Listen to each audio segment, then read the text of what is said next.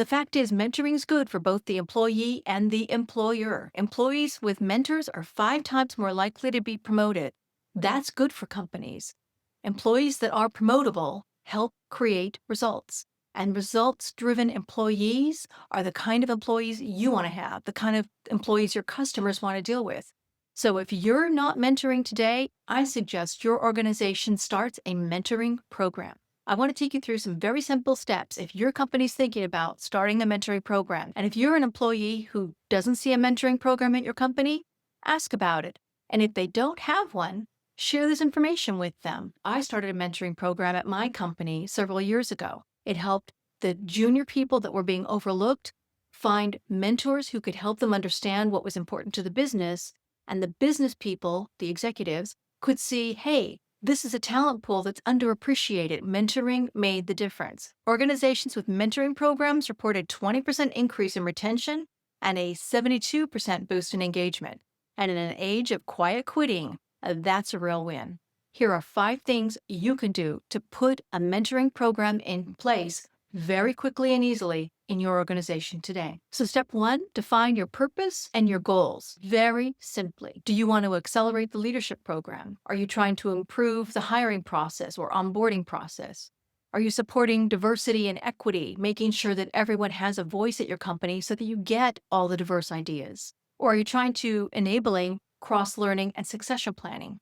You might be trying to do more than one of those things, but be clear about your goals. And then find simple ways to communicate those goals, because you're going to need to do that in the next step. My pro tip, align those priorities with your strategic company goals. If you want to have the funding you need and the focus you need to make mentoring succeed, you need to align these 2 things. The priorities of mentoring and your strategic business goals need to have a relationship to each other. If your business wants to break into something new, make sure you're focusing on your talent pool. That can make a huge difference. If you're moving to more a customer-centric view, make sure you're finding that skill set in your mentoring program and making sure you're leveling up. Identify the right participants. If you just throw a bunch of people helter-skelter together and hope it all works out, you're in for a bad surprise. So don't do that. Mentees should be early career employees, your internal movers, your top talent, and even your talent at the next tier, people who might be underappreciated, because those people might be movers that you aren't aware of. And that's like a black swan, right? An unknown unknown. Those are the people you're most at risk of losing, that you do not want to lose. And mentors should be trusted leaders who understand the business, have skin in the game in some kind of way, and want to learn this process. And my top tip to make sure you've got the right people is, first, announce it with that message I told you about earlier. We want to do mentoring, and this is why, and here's why it's good for you.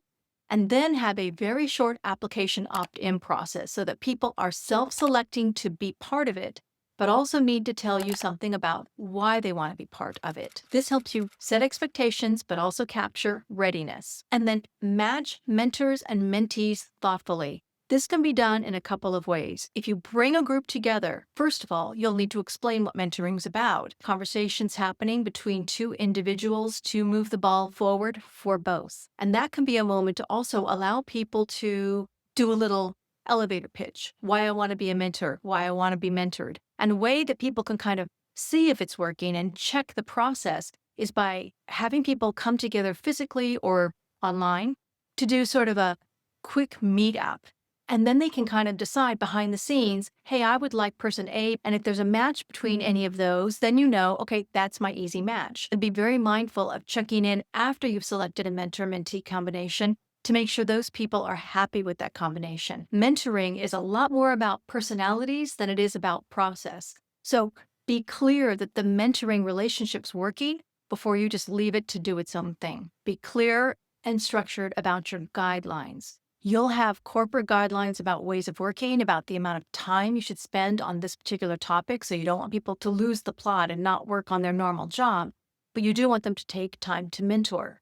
It should be regular and consistent so that people meet once a month for an hour, for instance, whether they're online or face-to-face. There also should be other kinds of rules about confidentiality and about demeanor and tone. Neither one of these partners is there to judge. The fact is they're there to help each other. And I really believe in the power of mentorship so that both parties should be learning, exploring, and transparently sharing. If this isn't the case, if one is sharing and the other's being parental, this is only going to go so far. It can help. It can help that person's career grow who wants to be mentored. For the mentor, they're not moving forward, they're not growing, and that's a real pity, and it's a lost opportunity. The other thing you might want to do is offer something like a guide. I have a guide of how to start mentorship on my channel.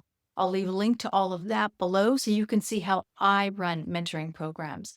This is something I've done for other professional organizations and for my own mentoring. And I have to say, it's simple and it works, and you can modify it to make it work for you. And McKinsey says this: when employees feel comfortable asking for help, sharing suggestions informally, or challenging the status quo without fear of negative consequences, organizations are more likely to innovate quickly and adapt well to change. And that's what you want. A company that's adapting well, and that confidence between employer and employee grows, not diminishes. So you need to keep a safe haven for this mentoring process. And if your company is like the ones that I've worked for, you need to continue to monitor progress, improve the process, and if you find there are issues, address them right away, transparently, with good communication to everyone. So you need to give yourself time to capture both empirical data and anecdotal data. Here's some KPIs you might think about initiating in your mentoring program. A mentorship satisfaction score. So asking mentees and mentors,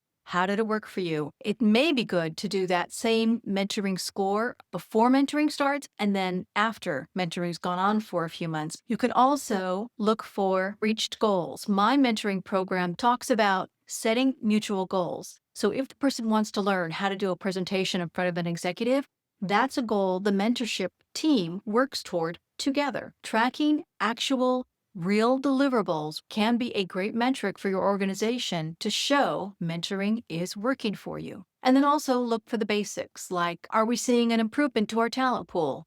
Are we having better retention? Do it in a pilot program. Start with just 10 mentors and 10 mentees and figure out what works for you. And then build sustainability and motivation to the process. You know, mentoring can have a ripple effect too. Because if you're mentoring 10 people in your initial pilot, they're going to be sharing the relationship impact, the ability to understand the business better, the ability to understand the talent pool better. All of that can create the motivation to continue to succeed. That's good. And you can actually put an executive in charge of it. That was my job when I worked at IBM. I created this mentoring program, and then I stayed attuned to what was happening because I had started it. I needed to make sure it was successful. And the good news was, it was. If you start a pilot, you're going to need someone to help right away, maybe someone from HR.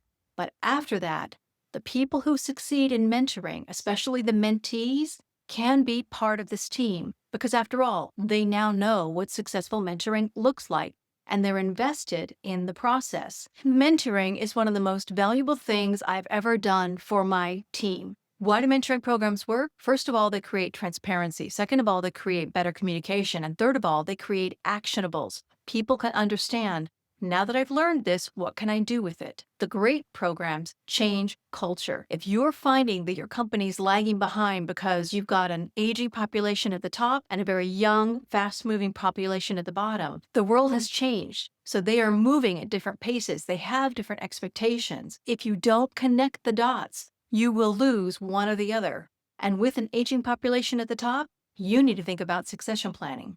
I'll show you my Get Started video here and my mentoring playlist here. I hope you found this information helpful. If you did, please give the video a like, share it with someone else, and I hope to see you next time on Project Skills Mentor.com. Bye-bye, everybody.